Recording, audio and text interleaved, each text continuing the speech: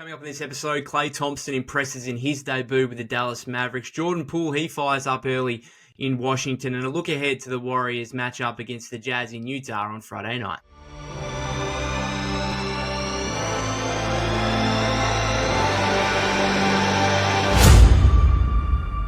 Welcome back to the Golden State with Mates podcast. Just finished up watching Thursday's slate of NBA games. 4 matchups, 3 of which weren't particularly close in the end, and then a 4th one there that was quite good with the Minnesota Timberwolves beating the Sacramento Kings in Sacramento by 2 points going back and forth down the stretch. A number of former Warriors in action on Thursday in their either season debuts or in the case of a couple of team debuts as well, and that of course was headlined by Klay Thompson making his debut for the Dallas Mavericks, and an impressive one at that, it must be said. 22 points, 7 of 13 shooting from the floor, 6 of 10 from three-point range. Got better as the game went on, Klay as well. I liked his energy.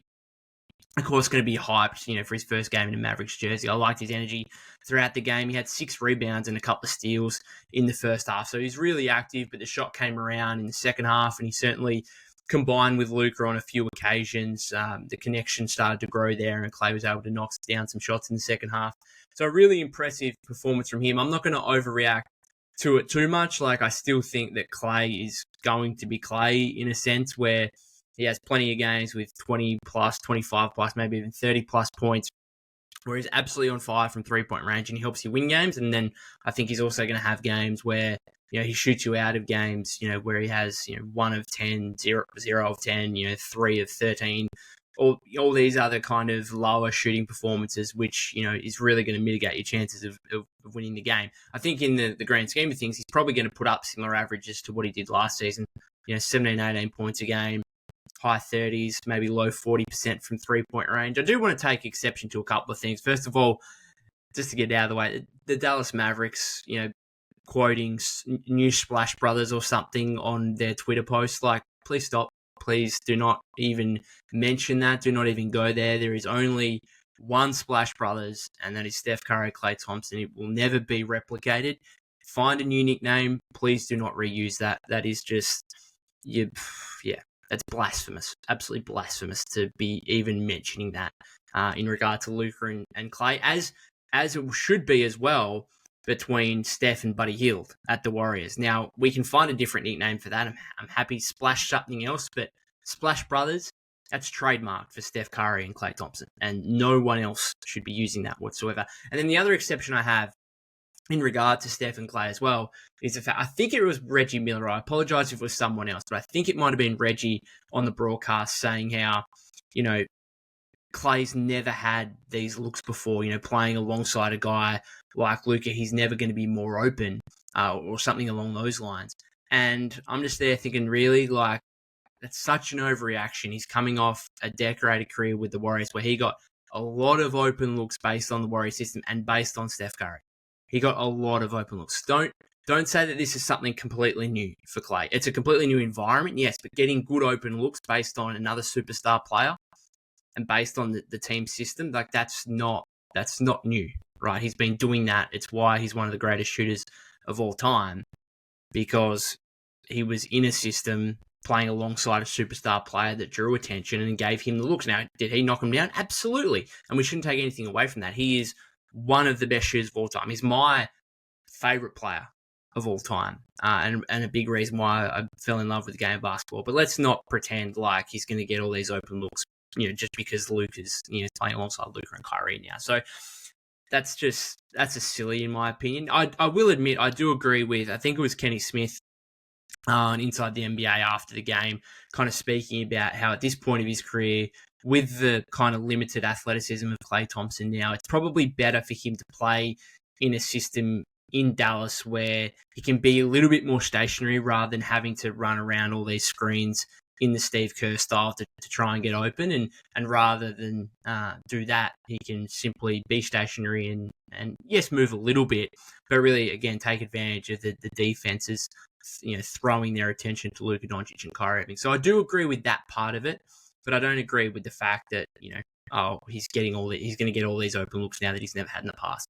That's just not true. They may come slightly differently. But at the end of the day, he's going to get looks like he has his whole career where they're really good looks, and he's going to be able to knock them down. Now, this is a really nice start.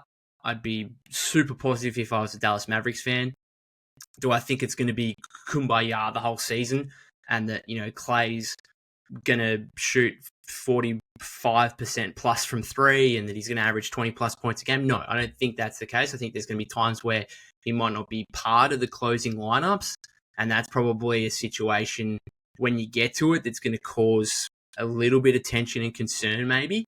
But for now, you just base it on the results. As I did yesterday with covering the Warriors game. There are I have concerns with the 12-man rotation and stuff like that. But all you can do right now is base it on results. The Warriors were near perfect in the final three quarters yesterday against the Trailblazers, and Klay was excellent for the Mavericks today. In the same game, Chris Poole, not as influential, it must be said. 3 points, 1 of 6 shooting. Did have 7 rebounds and 8 assists.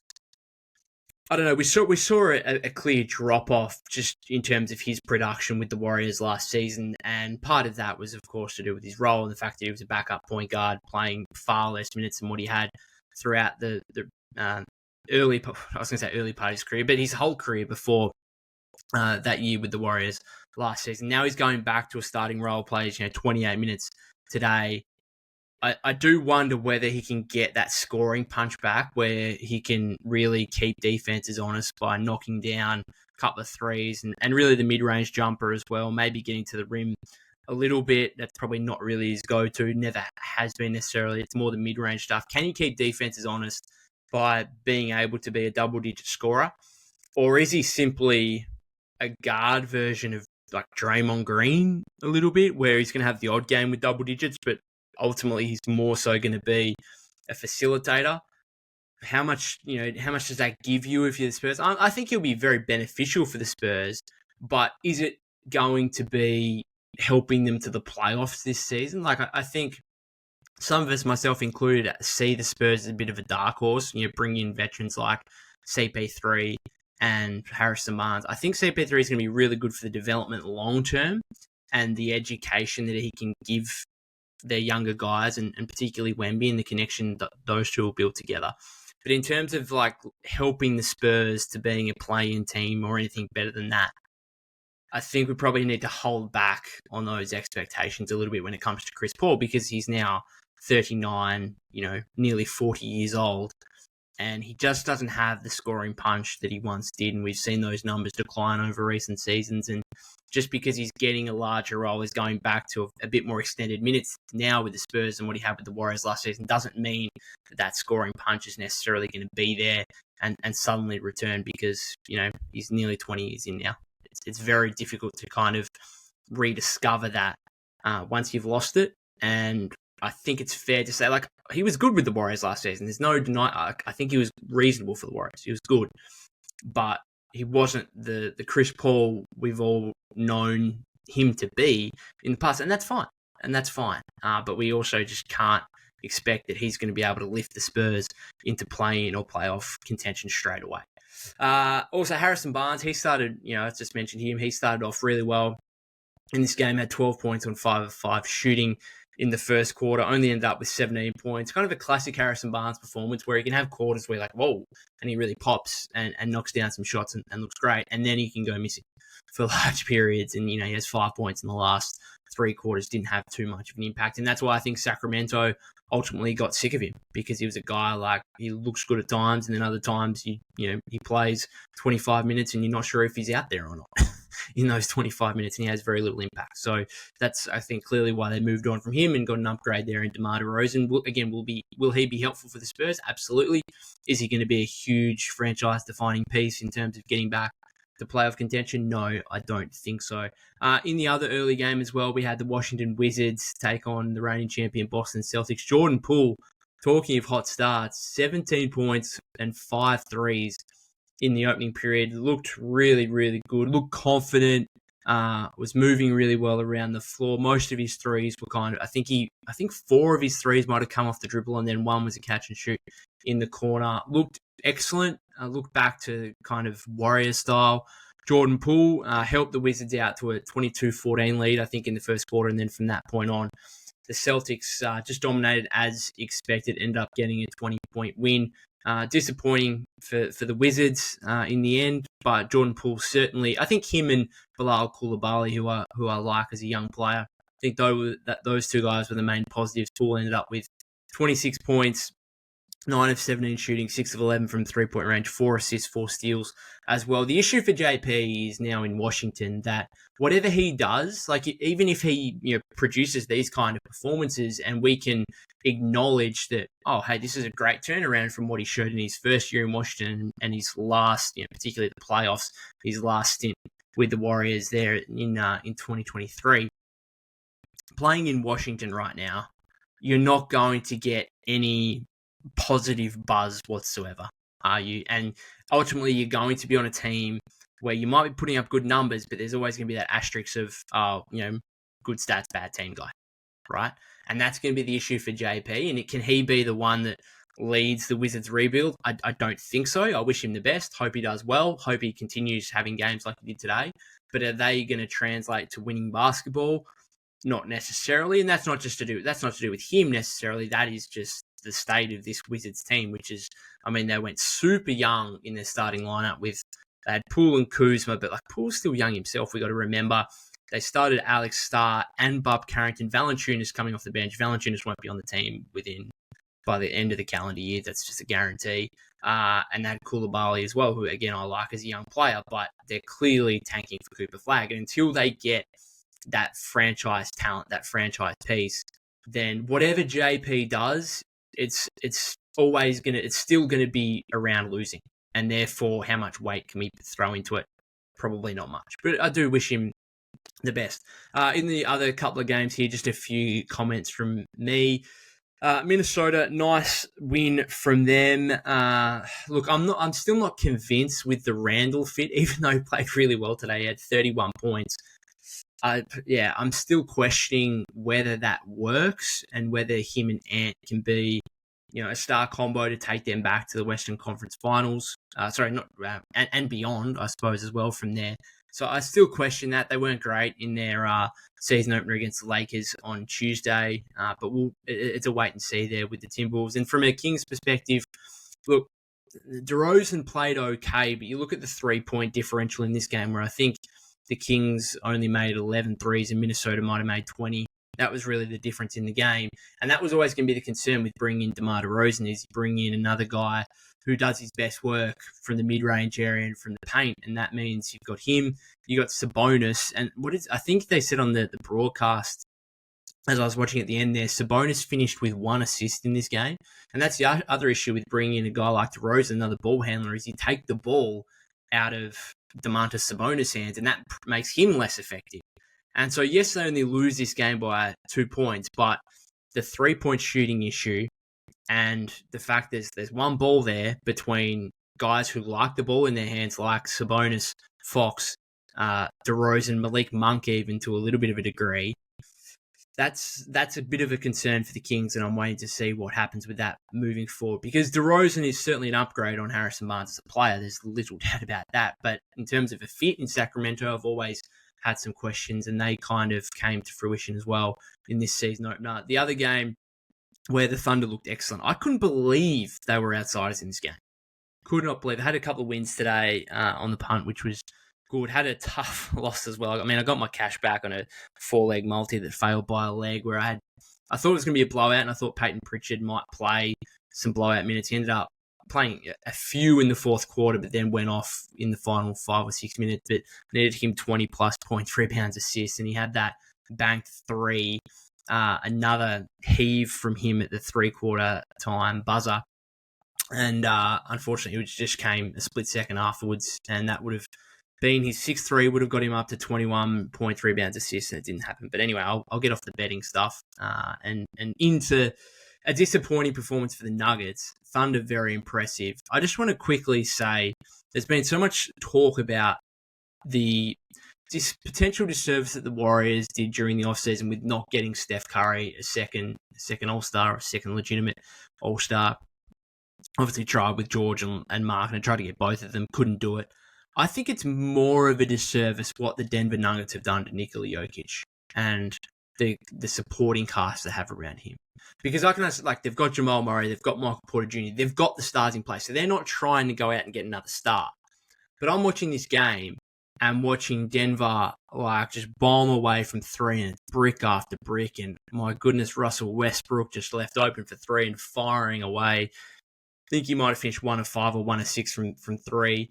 Christian Braun, I thought, played pretty well today, hustled well, got to the rim a few times, but he's not a shooter in that kind of KCP mold at the starting two guard. Julian Strawther, they're coming off the bench. He's going to have some games where he makes some threes, but they spoke about it previously. Like Michael Porter Jr. came out and said that, hey, myself and Strawther are the only guys that are high volume 3-point shooters on the team. And it just shouldn't have been that difficult as a Denver front office to be like, okay, we've got one of the greatest players in the history of the game who's won 3 MVPs. He's literally unstoppable offensively. You play him straight up, he'll beat you one-on-one and he'll score 40. You send 2 at him and he'll pick out anyone with any pass that's needed, either guys cutting to the rim or guys beyond the arc. And if that's the case, you've got to expect that, okay, teams are going to load up to Jokic, as the Thunder did today. Joker had 11, 12 assists or whatever it was. He would have had more if they actually had some 3-point shooters. And going to get a couple in the offseason, whether via trade or free agency, should have been their priority. And instead, they just did not address that whatsoever. They addressed it by bringing in Russell Westbrook, who is one of the worst volume 3-point shooters in the history of the game. That's a real disservice, because it is difficult, as the Warriors front office and Joe Lacob likes to point out, it is difficult to go out and trade for a star. And I appreciate that to a degree. It shouldn't be as difficult to go out and get a role player who's just a really, really elite 3-point shooter. Like, imagine the Nuggets would kill for Buddy Hield right now. A guy like that. Now, again, their salary situation, their payroll situation can't necessarily get a guy on, $7-8 million. Like, they've got to look at minimum guys, but I don't know. It's either you got to work something out, or just pay KCP, just pay Kentavious Caldwell-Pope, right? Keep him around. Do what it takes, because while you've got Nikola Jokic, you are probably, I reckon the Nuggets will go another 100 years and never have a player of the caliber of Nikola Jokic. So while you've got that guy, prioritize him. And, we're talking about Steph and we're talking about Giannis. I think it's going under the radar a little bit, the kind of disservice that the Nuggets front office and ownership are doing to Nikola Jokic. And I'm not saying that, he's going to ask out. I mean, they won a championship 2 years ago. Like it's not that far removed from that. But since then, they've lost Bruce Brown, Jeff Green, and KCP now, most recently last offseason, and they haven't really done anything to address their biggest need, which is 3-point shooting. And you're just watching it today, the Thunder sagging off. And yeah, it's just a tough watch. And their bench, like Westbrook coming in, Saric, not great. And especially if he's your backup big to Jokic, us Warrior fans, we would tell you that last season, the Dario Saric minutes at center just didn't prove viable. It started off really well because offensively it was really good, but if he can't deliver for you offensively, then he's just a sieve defensively. You can't have him as the anchor of your defense. And I'm just going to check the plus minuses in these games, but it was an ugly watch. Like that bench unit with Saric, Westbrook, Strawther. Who else did we have? Peyton Watson. Like, Peyton Watson missed all 4 of his threes, airballed 1 or 2 as well. Like, I mean, it's just a tough watch. Strawther minus 23, Westbrook minus 24, Peyton Watson minus 13, Saric minus 6. I don't know. I'd be really disappointed if I was a Denver fan. Really disappointed, and I think they're doing a massive disservice to Nikola Jokic. But maybe a good thing for the Warriors there that, a team like Denver and the Kings to an extent as well, they might have a few concerns which could help the Warriors out as the season progresses. Last thing as well from that OKC Denver game, Chet Holmgren. If there was one player in the league that I'd want on the Warriors right now that's never been an all-star in their career, then I think Chet Holmgren's the one. My goodness, like a true unicorn in every sense of the word. Did he outplay Jokic? Yeah, probably. Like, he ends up with, what did he have? 11 of 18 shooting, 14 rebounds, 25 points, 5 assists, 2 steals, 4 blocks, just everywhere. everywhere on the floor. You couldn't be more impressed with Chet Holmgren's game today. He was unbelievable.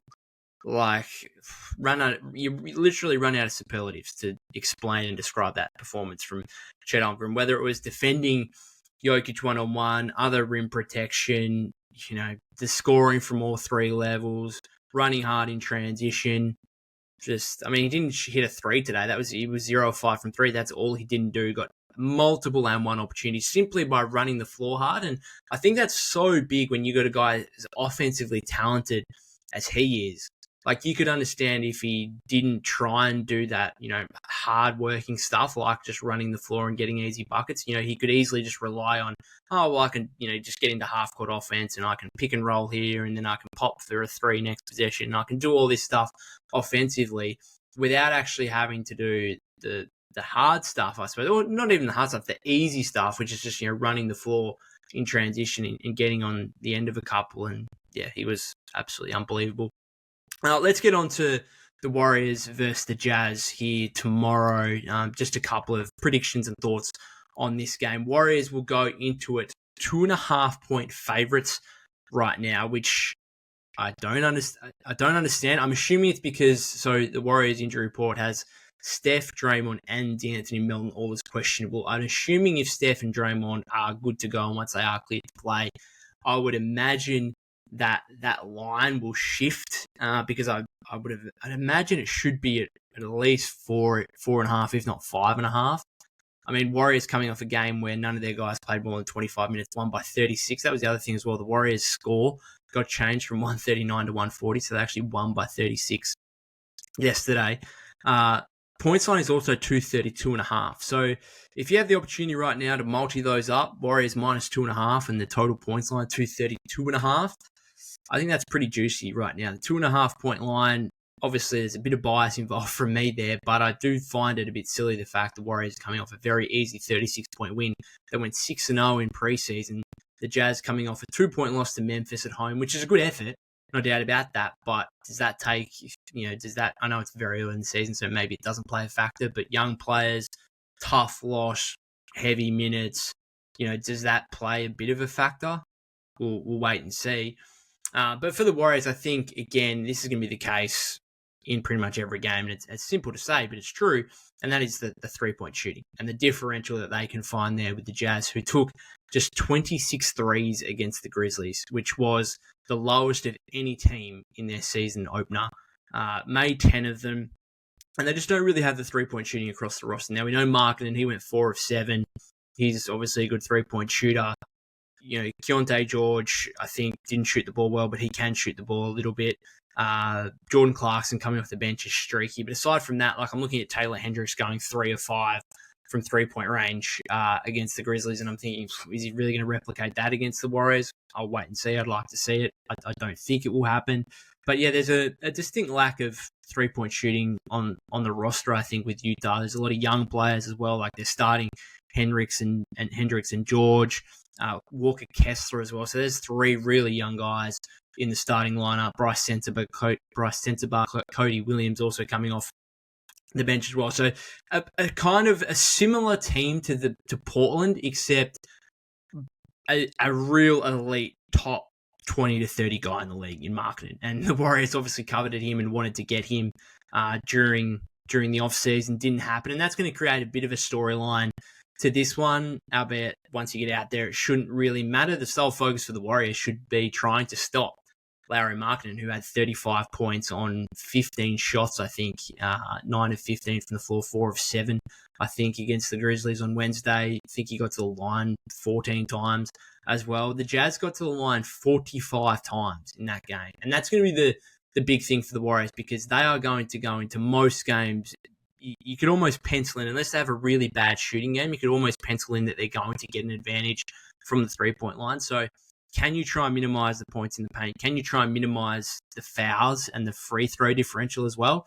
And then Wednesday's game against the Trailblazers, they go out and both teams were 24 of 30 from the free throw line. So once again, from a Warriors standpoint, if you can be even or just below the opposition in terms of free throw attempts, you're in a pretty good position with how they're going to be able to outshoot teams from the 3-point line. And I think that's going to be a big thing against the Jazz tomorrow when Golden State, when Utah have 45 attempts against the Grizzlies, which nearly gets them over the line. It's something the Warriors are going to have to look out for, trying to stop Markkanen. It'll be interesting to see how they kind of defend him because he's a 3-level scorer. He can score in so many different ways. Whether they put Draymond on him and ask Draymond to try and lock him down, or whether it's maybe someone else and you allow Draymond to play that kind of free safety roaming role on defense that he's so good at, and he was so good at on Wednesday against the Trailblazers. Obviously, he's questionable himself, but it's not just about stopping Markkanen. It's also about ensuring that you really heavily win the minutes when he's off the floor, because that proved the difference for the Grizzlies. The Jazz were plus 16 in Markkanen's 34.5 minutes on Wednesday, and they were minus 18 in the 13.5 minutes he was off the floor. Minus 18 in 13.5 minutes.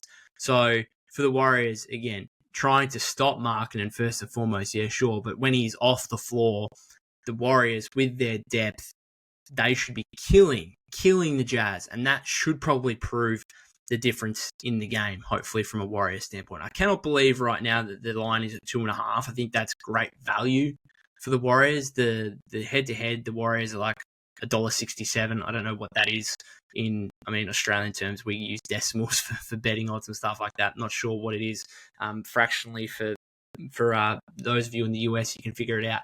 I do find that surprising. I think the Warriors will be crunched in a little bit, assuming Steph and Dre are confirmed good to go.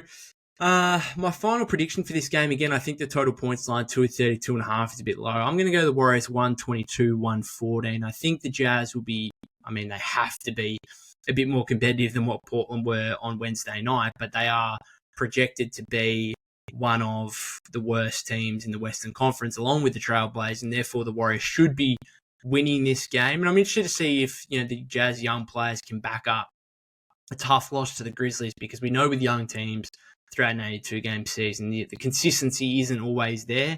And yes, we're only 2 games in. We're going to be the second game into the season, but whether they can back up that performance, which was an impressive one against the Grizzlies, who project to be a playoff team probably in the West this season. So an impressive performance there. Can they back it up 2 nights later? We'll wait and see. Can the Warriors back it up? I would have more faith in them being able to do it because of the depth on their roster and because they've got so many more veteran players as opposed to the Jazz. We're looking forward to it. I'm going to go the Warriors 122, 114. Any hot take predictions for me? If you watched the season preview episode of that I did with Reese Coons, looking at the Warriors Trailblazers matchup, you would have heard or seen that I had Andrew Wiggins 3+ threes in that game, paying nearly 5-1.